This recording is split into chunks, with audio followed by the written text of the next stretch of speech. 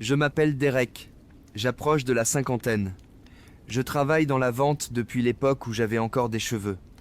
Pas le vendeur de films avec les cheveux gominés et une Rolex. Plutôt le type qui crie des consignes sur une ligne de défense de lycée. Je connais les produits, je connais les clients et je sais comment marquer des points. Depuis une dizaine d'années, je dirigeais les ventes d'une entreprise de composants électroniques de taille moyenne. Rien de glamour. On fabrique les pièces ennuyeuses qui permettent aux entreprises brillantes d'exister. Mon travail était simple. Garder l'équipe affûtée et faire rentrer l'argent. Et on était redoutablement bon. Les ventes tiraient toute l'entreprise vers le haut. Trimestre après trimestre, on dépassait les objectifs. Année après année, la même histoire. L'ancien PDG l'avait compris. Il avait commencé dans l'expédition ou un service du genre. Un type qui respectait les chiffres. Il passait parfois dans notre open space, regardait le tableau des résultats, hochait légèrement la tête et disait presque « Parfait, ne changez rien ». Il savait qu'on ne touche pas à une machine qui imprime de l'argent. Notre étage ne ressemblait pas au reste du bâtiment. Les autres services étaient silencieux, des rangées de petits cubes sous des néons bourdonnants. On entendait une agrafe tomber à l'autre bout du couloir. Chez nous, c'était ouvert et vivant. Les téléphones sonnaient, les gens parlaient en même temps, se lançaient des vannes amicales. Au centre de la salle, on avait une lourde cloche en laiton montée sur un support. Les grosses ventes avaient droit à cet honneur. On la frappait de toutes ses forces. Le son résonnait dans tout l'étage. Tout le monde s'arrêtait quelques secondes et applaudissait. Un peu kitsch, oui, mais incroyablement efficace. La victoire devenait concrète. On avait aussi un immense tableau blanc couvrant tout un mur. Le classement avec les noms et les chiffres du mois constamment mis à jour. Les jeunes vivaient pour voir leur nom grimper. Le but n'était pas d'humilier les derniers, mais de mettre les meilleurs en lumière et donner un objectif à tous. Chaque vendredi, j'achetais le déjeuner à l'équipe. Un steakhouse du coin, un pub sympa, n'importe quel endroit avec de la bonne bouffe et de la bière fraîche. On parlait des succès, des échecs, de tout et de rien. On décompressait. Voilà notre culture. Travailler dur, se battre pour gagner, puis célébrer comme des êtres humains. L'équipe était loyale. Des âges variés, surtout des gars dans la vingtaine et la trentaine. J'en avais formé la plupart moi-même. Je leur répétais que vendre ne consiste pas à tromper les gens. C'est bâtir des relations, résoudre le problème du client pour qu'il revienne. Ils me respectaient parce que j'étais avec eux. Je gérais encore mes propres comptes, je passais des appels, j'encaissais les refus comme tout le monde, je ne demandais jamais quelque chose que je n'aurais pas fait moi-même. On formait une petite fraternité, nous contre le reste du monde, et on gagnait. Puis, l'ancien PDG annonce sa retraite. On lui organise un grand départ. Gâteau, discours, tout le protocole. Il descend sur notre plateau, serre les mains, me regarde droit dans les yeux et me dit de garder le moteur en marche. Le conseil d'administration décide de moderniser l'entreprise. Nouveau leadership, nouvelle énergie, le discours habituel. C'est là qu'on entend le nom Monroe pour la première fois. Un email arrive dans toute l'entreprise, comme une annonce de célébrité. Elle vient d'une société de logiciels très tendance, sur la côte ouest. La photo montre une femme d'un peu plus de 30 ans, coupe de cheveux impeccable, expression qui donne l'impression qu'elle déteste déjà votre réponse. Sa biographie ressemble à un mélange de mots à la mode, synergie interfonctionnelle, disruption des paradigmes hérités, innovation inclusive. Méga et moi éclatons de rire. On se dit qu'elle restera dans son bureau à adorer les tableurs et qu'elle nous laissera tranquilles tant que l'argent continuera d'arriver. On avait tort. La première réunion générale dit tout. Elle monte sur scène dans un tailleur qui coûte sans doute davantage que mon premier pick-up. Elle parle pendant 30 minutes sans prononcer une seule idée concrète. Rien que des émotions, parcours, alignement, intention, aucun chiffre, aucun plan. Je regarde mon équipe du coin de l'œil. Les sourires moqueurs deviennent de la confusion. Puis cette expression lourde que l'on a quand on comprend que l'avion fait un bruit étrange. Le pire arrive quand elle parle de culture.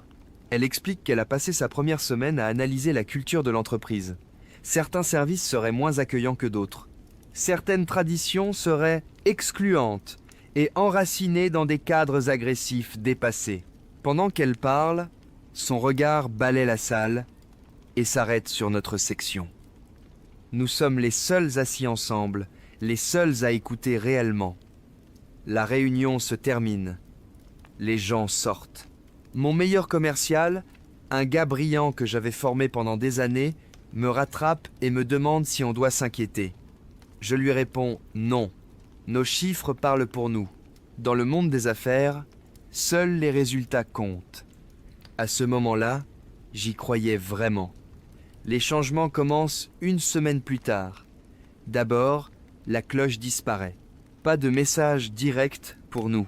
Juste un email des ressources humaines sur les nouvelles règles concernant le bruit au travail, évoquant un environnement sonore calme et prévisible pour répondre aux sensibilités diverses.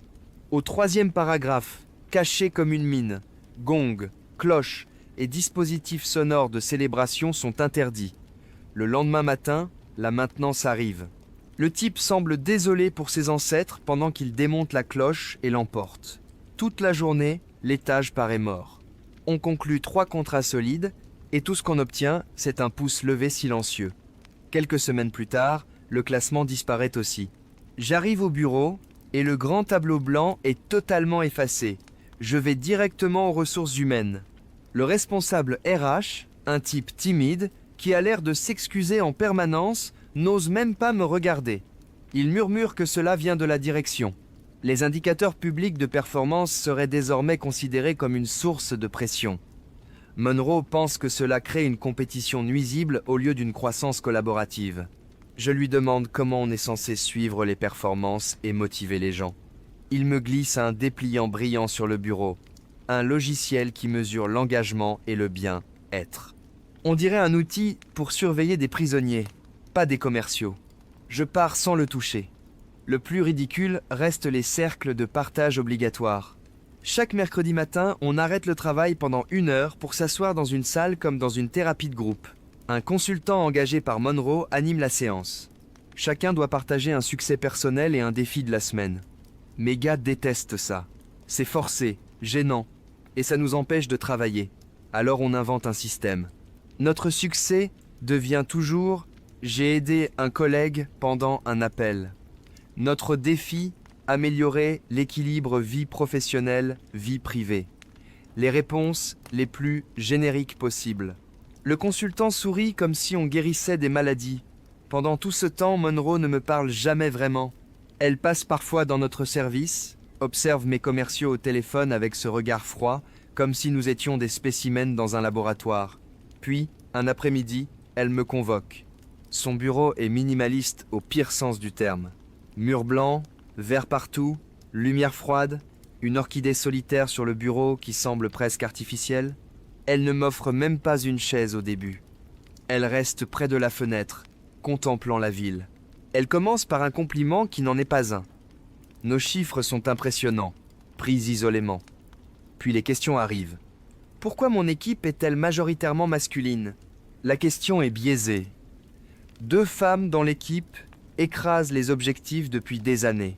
Mais oui, la plupart sont des hommes, et personne ne s'en souciait avant qu'elles décident d'en faire un problème. Elle demande aussi pourquoi notre communication est si directe. Elle prononce l'expression masculinité toxique plusieurs fois en 5 minutes. Elle dit être inquiète de l'agressivité verbale et de la domination performative. J'essaie de lui répondre calmement. Ce qu'elle appelle agressivité est simplement de l'intensité. La vente est un domaine compétitif. Je lui explique que mon service fonctionne comme une méritocratie. Peu importe l'apparence ou l'origine. Si quelqu'un sait vendre, il a sa place. Les chiffres ne mentent pas. Sauf que le tableau n'existe plus. Donc mon argument flotte dans le vide. Elle me répond avec un petit sourire de pitié, comme si j'étais un chien qui a appris un tour. Elle dit apprécier ma perspective traditionnelle, mais que l'avenir des affaires est empathique et non agressif. Avant même de retourner à mon bureau, je reçois un email des RH. Un séminaire obligatoire de sensibilité au leadership. Puis, le vrai sabotage commence. De nouvelles recrues apparaissent dans mon équipe sans que je les ai interviewées. Normalement, j'ai le dernier mot. Cette fois, Elles sont simplement assignées par les RH. Des CV parfaits remplis de mots à la mode, incapables de vendre de la crème solaire sur une plage. L'un d'eux dépose une plainte officielle parce qu'un de mes meilleurs vendeurs a dit lors d'un briefing « On va exploser ce trimestre ». La plainte affirme que ce langage violent crée un espace de travail dangereux.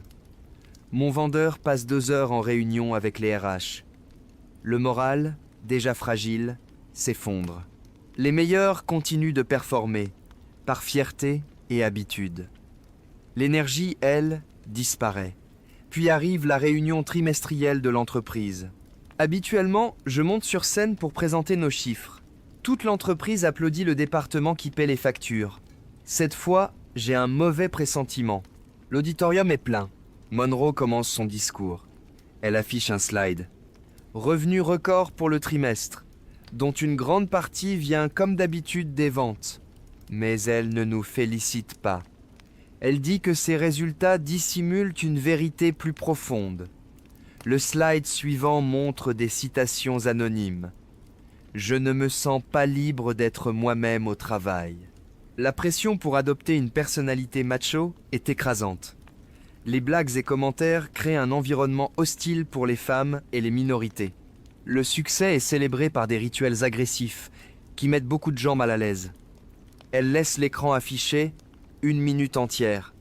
Puis, elle me regarde. Elle explique qu'il travaille depuis des mois à construire une culture plus respectueuse et inclusive, et que parfois, il faut supprimer des obstacles. Mon estomac se glace. Puis, elle prononce mon nom dans le micro. Elle reconnaît les bons résultats de mon équipe, mais évoque des signalements préoccupants concernant la culture des ventes.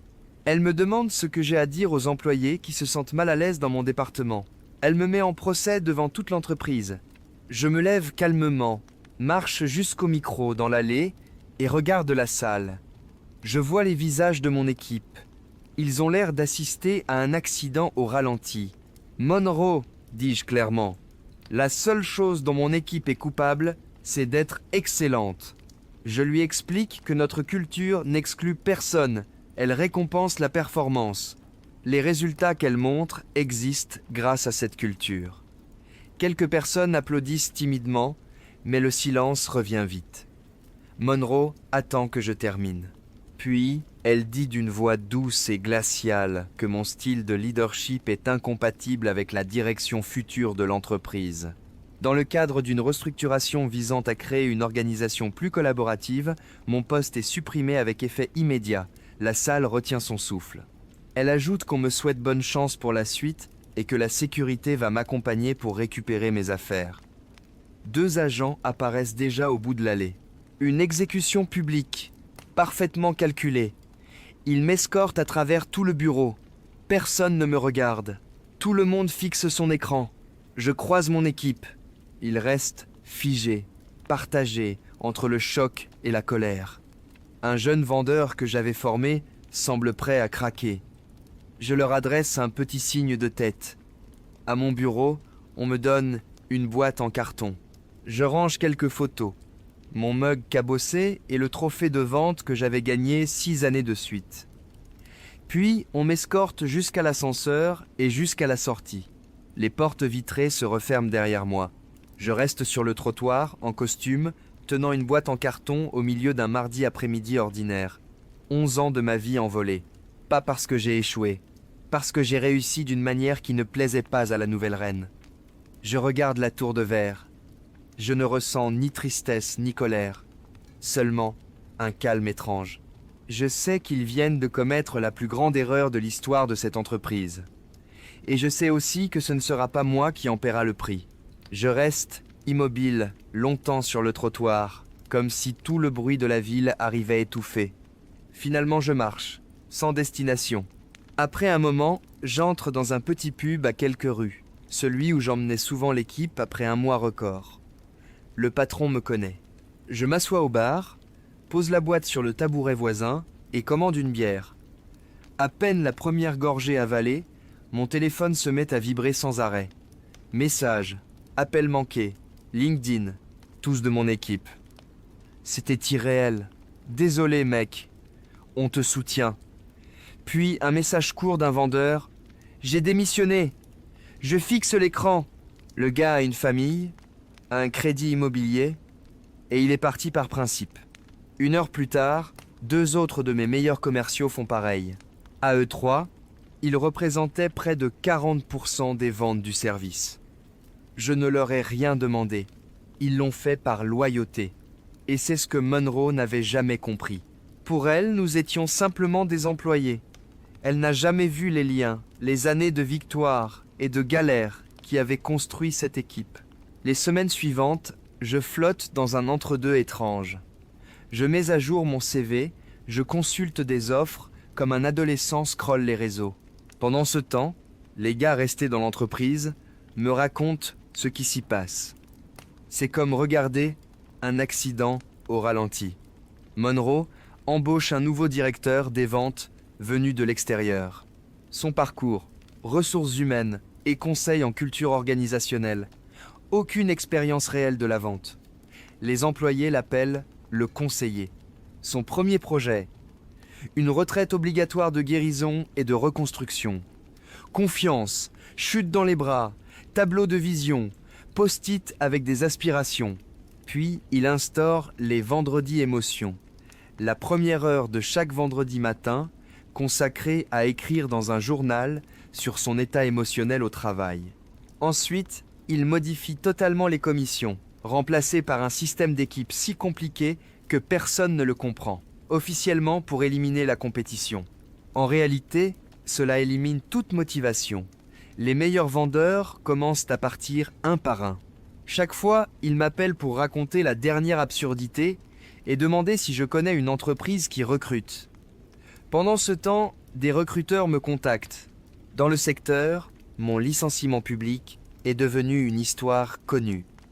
La plupart des offres sont correctes jusqu'à un appel particulier, celui du PDG de notre plus grand concurrent. Un homme direct, sans fioriture. Il me dit qu'il essayait de débaucher mes meilleurs vendeurs depuis des années sans succès. Il veut savoir quel était mon secret. Puis il dit que ce qui m'est arrivé est une honte. Il me propose le poste de vice-président des ventes pour toute l'Amérique du Nord. Équipe plus grande, salaire bien supérieur et autonomie totale. J'accepte. Le premier jour dans la nouvelle entreprise est étrange. L'entreprise est solide, mais le plateau des ventes est silencieux, presque stérile. Alors je réunis tout le monde. Je leur explique simplement « On va travailler dur, se battre pour gagner et célébrer l'excellence. Ma première commande n'est pas un logiciel. C'est un gong en laiton de 2 mètres. Les employés me regardent comme si j'étais fou quand je leur demande de l'installer au centre du plateau. Ensuite, j'installe un immense tableau de classement numérique. Puis j'appelle mes anciens meilleurs vendeurs.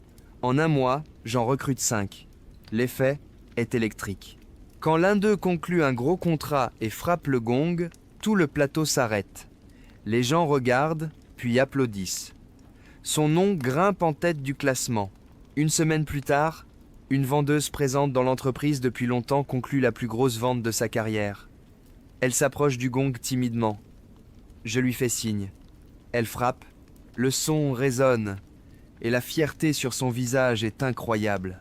C'est le moment où tout change. Pendant que nous construisons une machine de guerre, mon ancienne entreprise s'effondre. Les chiffres deviennent catastrophiques. Le service des ventes se vide. Puis, pour la première fois depuis plus de 10 ans, ils ratent leur objectif trimestriel. Et pas de peu. Les ventes chutent d'environ 47%. Mon contact me raconte que Monroe organise une réunion générale. Elle refuse toute responsabilité et explique que la baisse est une étape nécessaire vers un modèle d'entreprise plus sain. Elle dit même « Nous choisissons les personnes plutôt que le profit ». Les employés lèvent les yeux au ciel. Pendant ce temps, nos 2 entreprises chassent les mêmes clients. Avant, c'était une bataille équilibrée. Maintenant, c'est un massacre. Je contacte les clients que j'avais développés pendant des années. Tous racontent la même chose. Service catastrophique depuis mon départ, nouveaux commerciaux incapables, appels ignorés. Je me contente d'écouter. Puis, je leur explique comment nous travaillons désormais.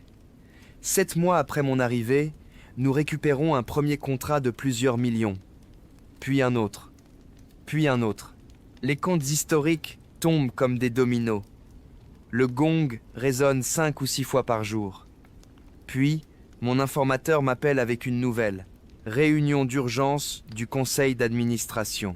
Les ventes ont chuté de plus de 70% par rapport au pic de mon époque. L'entreprise perd de l'argent pour la première fois de son histoire. Le conseil donne un ultimatum à Monroe, un trimestre pour redresser la situation. Elle panique, lance un nouveau plan de commission agressif, licencie le conseiller, engage un manager de vente traditionnel. Il démissionne 2 semaines plus tard. Rien ne fonctionne. Un soir, tard au bureau, mon téléphone sonne. Numéro inconnu. Je décroche. Après un silence, une voix hésitante. Derek, c'est Monroe. Elle parle vite, explique qu'elle a réfléchi, que le leadership est complexe, que certaines décisions ont des conséquences inattendues. Elle ne dit jamais qu'elle s'est trompée. Puis, elle me propose de revenir. Mon ancien poste, mes supérieurs, vice-président exécutif, siège au comité de direction, salaire doublé, énorme prime d'arrivée. Ramenez votre gong, votre tableau, ce que vous voulez, dit-elle. Nous avons besoin de vos résultats. Je la laisse finir. Puis je réponds calmement. Monroe, vous vous trompez sur ce que vous avez fait. Vous pensez avoir renvoyé une personne. En réalité, vous avez détruit une culture.